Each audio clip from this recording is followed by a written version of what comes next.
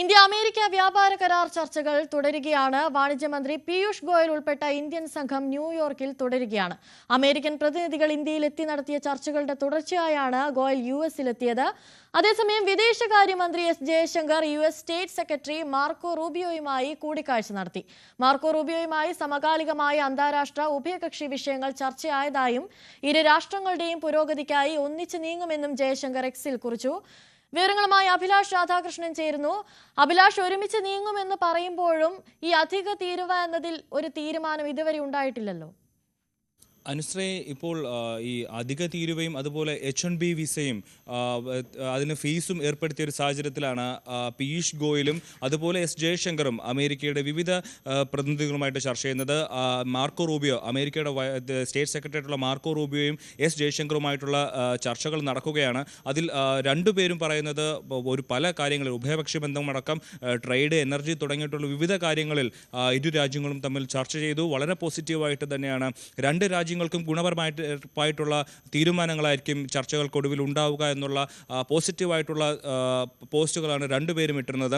അതേസമയം തന്നെ താരിഫിൽ ഇന്ത്യക്ക് മേൽ ചുമത്തിയ അധിക താരിഫിലും അതുപോലെ H-1B വിസയ്ക്ക് അധിക ഫീസ് ഏർപ്പെടുത്തിയതുമായിട്ടുള്ള വിഷയങ്ങളിൽ ചർച്ചകൾ ഉണ്ടായിട്ടില്ല എന്നുള്ളതാണ് നമുക്ക് മനസ്സിലാവുന്നത്. പക്ഷേ ആ കാര്യത്തിലൊക്കെ ഒരു പോസിറ്റീവായിട്ടുള്ള തീരുമാനം വരുമോ എന്നുള്ള കാര്യത്തിൽ, ഒരുപക്ഷെ താരിഫുമായി ബന്ധപ്പെട്ട കാര്യത്തിൽ പോസിറ്റീവായിട്ടുള്ള തീരുമാനം ഈ നവംബറിൽ ഉണ്ടായേക്കാമെന്നൊക്കെ പലരും ഒരു പോസിറ്റീവായിട്ടുള്ളൊരു ഹോപ്പാണ് വയ്ക്കുന്നത്. പക്ഷേ അതേസമയം തന്നെ ഇക്കാര്യങ്ങളിലൊന്നും ചർച്ചകൾ ഇരു രാജ്യങ്ങളും തമ്മിൽ പോസിറ്റീവായിട്ടുള്ള ചർച്ചകളിലേക്ക് എത്തിയിട്ടില്ല എന്നുള്ളതാണ് നമുക്ക് ലഭിക്കുന്ന വിവരം. പക്ഷേ മറ്റു കാര്യങ്ങളിൽ ഉഭയകക്ഷി ബന്ധമടക്കം അതുപോലെ ട്രേഡിൽ, വാണിജ്യത്തിൽ, എനർജി തുടങ്ങിയിട്ടുള്ള കാര്യങ്ങളിലൊക്കെ ചർച്ചകൾ നടത്തുന്നുണ്ട്. എസ് ജയശങ്കറുമായി ചർച്ച നടത്തുന്നുണ്ട്. അതേസമയം തന്നെ പീയൂഷ് ഗോയലും യുഎസിൻ്റെ ട്രേഡ് റെപ്രസെൻറ്റേറ്റീവ് ജാമിസൺ ഗ്രീറുമായിട്ടും ചർച്ചകൾ നടക്കുന്നുണ്ട്.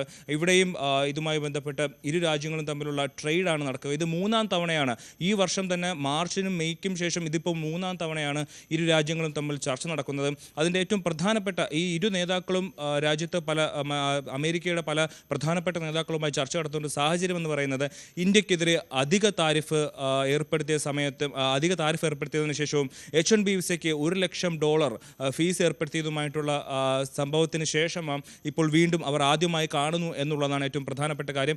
മറ്റൊന്ന്, ഇപ്പോൾ UN പൊതുസഭയിൽ പലസ്തീനെ ഒരു സ്വതന്ത്ര രാജ്യമായി അംഗീകരിക്കുന്നതിൽ കുഴപ്പമില്ല എന്നുള്ള നിലപാട് കൂടി ഇന്ത്യ എടുത്തിരിക്കുന്ന ഒരു സാഹചര്യമാണ്. അങ്ങനെ അമേരിക്കയും ഇന്ത്യയും തമ്മിലുള്ള ബന്ധത്തിൽ വലിയ രീതിയിലുള്ള ഒരു ഉലച്ചിൽ, പൊതുവെ ഡൊണാൾഡ് ട്രംപും നരേന്ദ്രമോദിയും വ്യക്തിപരമായ സുഹൃത്തുക്കളാണെന്നും ഏറ്റവും വേണ്ടപ്പെട്ടവരാണെന്ന് പറയുമ്പോഴും അവരുടെ രാജ്യത്തിന് അനുകൂലമായ രീതിയിലുള്ള നടപടികൾ എടുക്കുമ്പോൾ ഇന്ത്യക്ക് എതിരായിട്ടുള്ള അല്ലെങ്കിൽ ഇന്ത്യയുടെ താല്പര്യത്തിന് വിരുദ്ധമായിട്ടുള്ള നടപടികളാണ് അമേരിക്ക സ്വീകരിച്ചു വരുന്നത്.